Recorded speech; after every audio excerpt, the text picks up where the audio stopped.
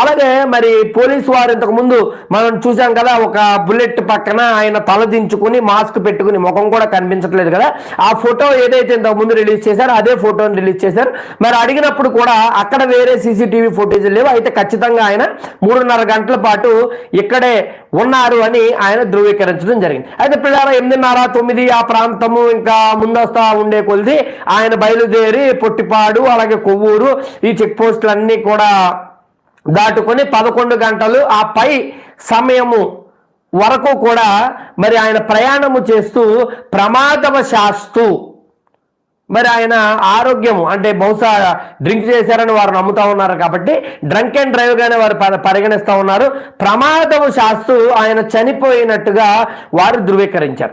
అయితే ఇంతకుముందు మనము కొన్ని ప్రశ్నలు లేవనెత్తాం కదా మన సహోదరులు, దాన్ని ప్రెస్ వారు కూడా అడిగారు, సార్ మరి చనిపోయారని మీరు చెప్తా ఉన్నారు, మనిషి